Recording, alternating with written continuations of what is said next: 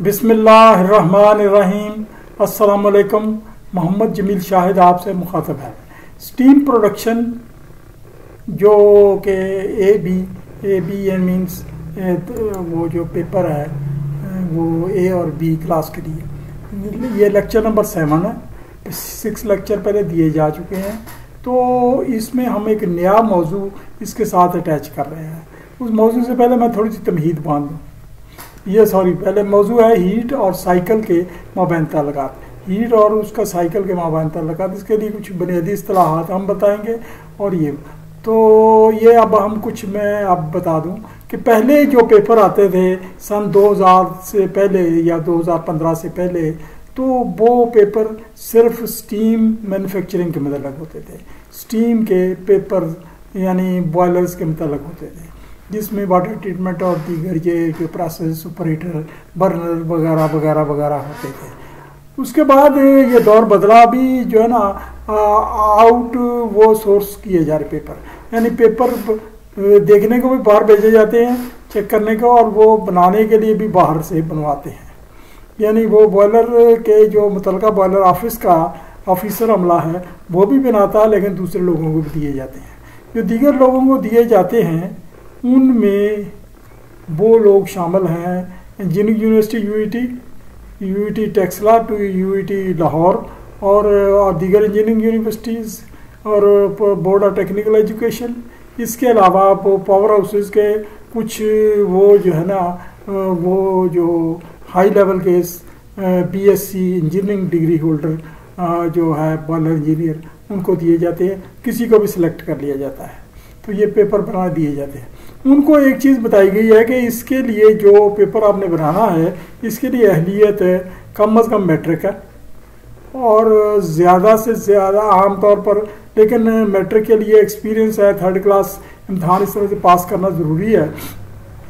लेकिन जो दीगर में मैकेनिकल इंजीनियर, इंडस्ट्रियल इंजीनियर और मेरीन इंजीनियर्स, ये 3 कैटेगरीज ऐसे हैं वो डायरेक्टली 1 साल एक्सपीरियंस पर वो बॉयलर इंजीनियरिंग का इम्तहान दे सकते हैं।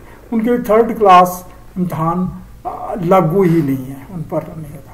तो वो कई लोग ये समझ लेते हैं कि ये पेपर ये इंजीनियरिंग वालों के लिए ही है, उनका टेस्ट है, फर्दर स्टडी है, तो वो पेपर बड़ा हार्ड बना रहे हैं। तो स्टूडेंट जब ये पेपर पढ़ते हैं स्टीम टेक्नोलॉजी के और मैथमेटिक्स के, तो वो चकरा जाते हैं। लेकिन मैं उनको चकराने से तो नहीं रोक सकता, तो लेकिन ये है कि ये इसमें वो थर्मोडायनेमिक्स बहुत डाल रहे हैं, थर्मोडायनेमिक्स के सवाल डाल रहे हैं। थर्मोडायनेमिक्स का एक इम्पॉर्टेंट मौजू हीट और साइकिल है। हीट के साइकिल है, हीट इसका इंजन के साथ अलग है, हीट इंजन, ये जो स्टीम का ना इंजन है इसके साथ अलग है, हीट साइकिल है। तो आज हमारा यही मौजू है, इसके मतलब हम थोड़ी सी बहस करेंगे। तो हीट और साइकिल के माबैन ताल्लुकात और कुछ बुनियादी इस्तिलाहात जिसका जिक्र आएगा, क्योंकि वो जब इस्तिलाहात आपको नहीं मालूम होंगी तो आपको समझेंगे भी नहीं।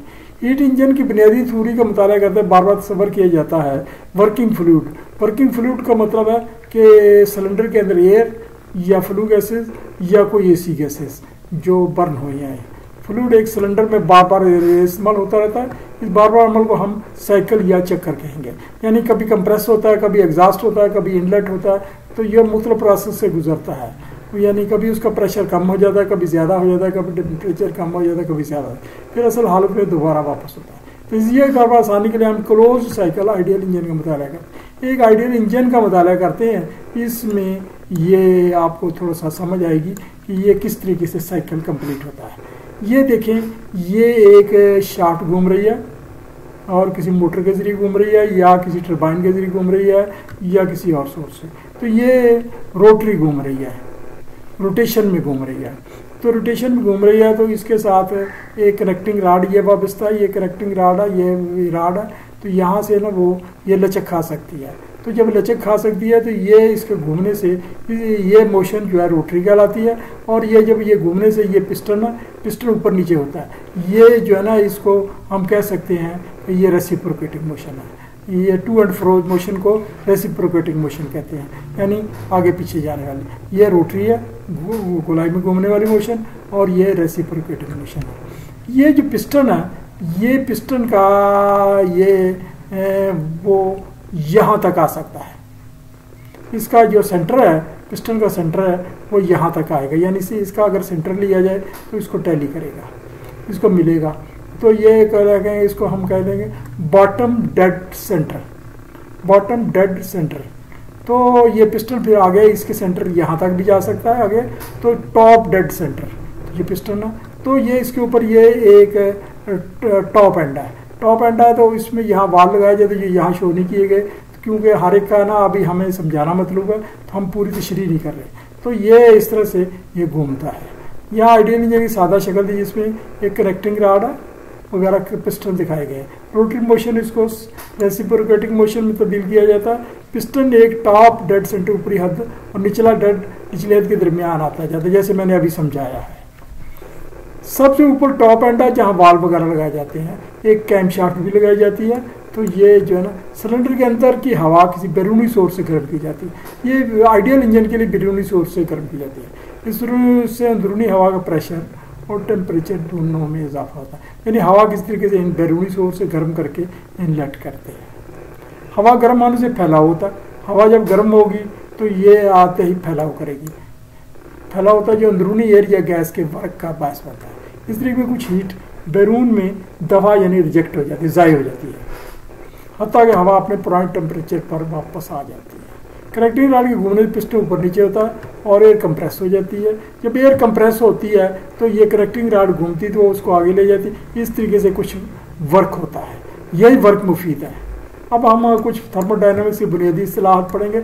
इसी इस्तिलाहात को आप बॉयलर के मैथ के पेपर के लिए भी मुफीद पाएंगे और स्टीम के पेपर के लिए भी मुफीद पाएंगे। दोनों में इसकी ज़रूरत पड़ेगी। सिलेंडर बोर, सिलेंडर बोर क्या होता है? सिलेंडर के अंदरूनी डायमीटर को कहते हैं। इससे स्ट्रोक वॉल्यूम भी मालूम किया जाता है। यानी बोर जो है ना, बोर के साथ पिस्टन चलता है, सिलेंडर बोर, और फिर हम स्ट्रोक का वॉल्यूम भी मालूम करते हैं। स्ट्रोक लंबाई, पिस्टन का बॉटम डेड एंड से टॉप डेड सेंटर तक फासला होता है। यानी ये यहाँ से यहाँ तक जो फासला है, मीटरों में ले लें, फुटों में ले लें, तो दो ही यूनिट है, वो आगे मैं बताऊंगा कि क्या है। मीटरों में ले लें, ये जो फासला है ये स्ट्रोक लंबाई है। यानी पिस्टन में यहाँ तक, यानी इसका अगर सेंटर किया जाए, सेंटर ने इसके साथ टैली करना, इधर सेंटर ने इसके साथ टैली करना, तो यानी इसके दरमियान में सफ़र करना पिस्टन ने। ये स्ट्रोक लंबाई पिस्टन का बॉटम डेड सेंटर से टॉप डेड सेंटर पर तय करता फासला होता है। ऐसा यूनिट में ये मीटरों में लेते हैं और FPS में फुटों में लिए नापा जाता है। ये जो कुछ भी हो, अगर आप ऐसा ही सिस्टम में अडॉप्ट कर रहे हैं, आप वो सेंटीमीटरों में लें, मिलीमीटरों में ले, लेकिन इसको मीटरों में कन्वर्ट करना पड़ेगा और FPS के लिए फुटों में कन्वर्ट करना पड़ेगा। क्लियरेंस वॉल्यूम, जब पिस्टन टॉप डेड सेंटर तक पहुंच जाता है तो यह उसको दबाता है एयर वॉल्यूम को, तो जो वॉल्यूम रह जाता है यानी आगे वाल से पहले, उसे कहते हैं क्लियरेंस वॉल्यूम, यानी वी क्लियरेंस लिख लेते हैं या VC लिख लेते हैं। वो ये शॉर्टकट ये असल समझाने वाली बात है। स्ट्रोक वॉल्यूम, स्ट्रोक वॉल्यूम यानी ये डेड सेंटर तक पहुंच जाता है, जो वॉल्यूम रह जाए बाकी रह जाता है, यानी वो वॉल्यूम को, एयर का वॉल्यूम जो बाकी रह जाता है, उसकी बात हम कर रहे हैं। उसे कहते हैं VC या V clearance. Stroke volume piston के टॉप डेड सेंटर से और बॉटम डेड सेंटर दरमियान का वॉल्यूम, यानी जो अभी मैंने बताया ये वॉल्यूम, यानी इसके दरमियान, इसका और इसका जो वॉल्यूम है इसके दरमियान का, वो स्ट्रोक वॉल्यूम कहलाता है। और यहाँ तक जो है स्ट्रोक लेंथ कहलाती है, ये मैंने आपको बता दिया। पिस्टन के अच्छा, वो वॉल्यूम कैसे मालूम करेंगे? पिस्टन का एरिया, पिस्टन का एरिया निकालेंगे। ये याद है कि पिस्टन का जो एरिया निकालना है आपने बाद में उसको क्यूबिक मीटर में चेंज करना है। और इसी तरह से वो अगर फुटों इंचों में निकाला तो उसको क्यूबिक फुटों में तब्दील करना, अगर सेंटीमीटर में निकाला यानी स्क्वायर सेंटीमीटर में, तो उसको स्क्वायर मीटर में चेंज करना है। फिर स्ट्रोक लेंथ ये भी फुटों में या मीटरों में होनी चाहिए, उसका ताल्लुक इससे आपने कौन सा यूनिट यूज़ किया।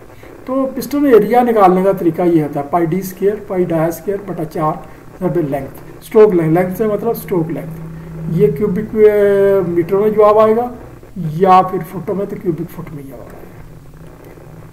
और एल जो लंबाई है, स्ट्रोक लेंथ लंबाई, मीटर में लेनी है या फिर फुट में लेनी है, लेकिन अपने यूनिट के हिसाब से। सिलेंडर वॉल्यूम, वर्किंग फ्लूइड का घेरा हुआ वॉल्यूम, टोटल वॉल्यूम कितना है, जितने में वो जब फ्यूल फ्लूइड एंटर होता है, तो ये स्ट्रोक वॉल्यूम जो ये आपने बताया, जमा क्लियरेंस वॉल्यूम, क्योंकि क्लियरेंस वॉल्यूम इसके साथ ऐड होना के बराबर होता है। आगे एक इस तरह से कंप्रेशन रेशियो, ये कंप्रेशन या एक्सपेंशन रेशियो दोनों ही इस्तेलाह इस्तेमाल होती हैं, दोनों का मतलब एक ही है। Full cylinder volume clearance volume के दरमियान निस्बत को कहते हैं, यानी full cylinder V stroke volume बटा क्लियरेंस वॉल्यूम जमा 1, ये जो है इसका फार्मूला है, यानी ये कंप्रेशन रेशियो है, यहाँ निकल आएगी। इसका आर सिंबल होता है, तो R is equal to 1 + B stroke बटा बी क्लियरेंस। अगला ये मीन इफेक्टिव प्रेशर। अब ये सिलेंडर के अंदर प्रेशर क्या होता है, प्रेशर तो वेरी करता है, जैसे पिस्टन उसको दबाएगा प्रेशर बढ़ेगा, पिस्टन पीछे आएगा प्रेशर घटेगा, लेकिन ये तो अलग है इस किस्म का, तो फिर हम कोई काम नहीं कर सकते। इसके लिए ज़रूरी है कि प्रेशर को एवरेज निकाली जाए, इफेक्टिव, इसको कहते हैं मीन इफेक्टिव प्रेशर, जो तो प्रेशर एवरेज, तो ये पास्कल में लिया जाएगा अगर आपने मीटर लिए हैं, और पीएसआई में लिया जाएगा अगर आपने वो लिए हैं फुट लिए हैं। सिलेंडर में स्ट्रोक की वजह से प्रेशर बदलता रहता है, इसका औसत लिया जाता है, यानी वो प्रेशर जो पिस्टन बर्दाश्त करता रहता है। वर्क के हिसाब से इसकी औसत को शुमार करते हैं, इसका फार्मूला ये है, वर्क डन यानी जूल में या फुट पाउंडल में, जूल एसआई के लिए, फुट पाउंडल एफपीएस के लिए। तो वॉल्यूम डिस्प्लेस्ड, वॉल्यूम कितना डिस्प्लेस किया, क्यूबिक मीटर में या क्यूबिक फुट में, ये यानी आपने उसी हिसाब से फार्मूला, ये जो है ना आपने यूनिट अडॉप्ट करते बड़ा ख्याल रखना पड़ता है। अच्छा, अब ये है कि ये एफिशिएंसी, एफिशिएंसी का सिंबल ये होता है, वर्क डन जूल में या एफपीएस में, यही बटा हीट सप्लाइड, कितने हीट सप्लाइड की है। तो इसको ये भी कर सकते हैं हीट सप्लाइड मनफी हीट रिजेक्टेड, जो हीट ज़ाय हो गई है, दफ़ा हो गई है, वो रिजेक्टेड बटा हीट सप्लाइड, ये फार्मूला ये आएगा आपका इशारिया में, डेसिमल में आएगा। ये यहाँ मैंने लिख दिया, यकसा यूनिट इस्तेमाल करें, यूनिट की गलती सब की चीज़ की गलती में शुमार होगी।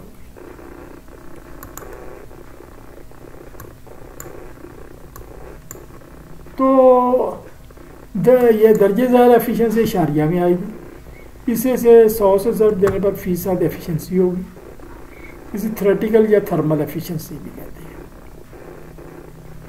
अगले लेक्चर में हम इंशाअल्लाह ताला ये थर्मोडायनामिक साइकिल को पढ़ेंगे, उसकी एग्जाम पढ़ेंगे।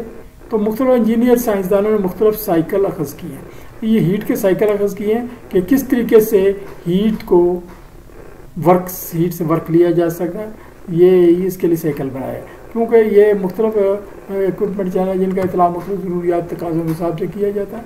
साइकिल की दर्जे ज़ैल इक़साम है जो हम पढ़ेंगे आगे, Carnot cycle, Stirling cycle, Ericsson cycle, Joule cycle, Otto cycle, diesel cycle और ड्यूल कंबस्शन साइकिल, ये हम इंशाल्लाह ताला पढ़ेंगे। अभी हम इस पर बहस नहीं करते, इंशाल्लाह अगले लेक्चर में बहस करेंगे। अगला लेक्चर हमारा कार्नोट साइकिल पर होगा, तो वो अभी ये लेक्चर ख़त्म हुआ। आपसे गुजारिश है कि लेक्चर जो भी आप पढ़ें मुताला करें, उसको वो आप कर दें, लाइक कर दें, सब्सक्राइब कर दें, घंटी के बटन को दबा दें, जो भी आपका तकाजा हो। और ये जो है ना कोशिश करें ग्रुप स्टडी करें, ग्रुप में बैठकर स्टडी करें, ताकि आपको समझने में आसानी हो। Thank you very much.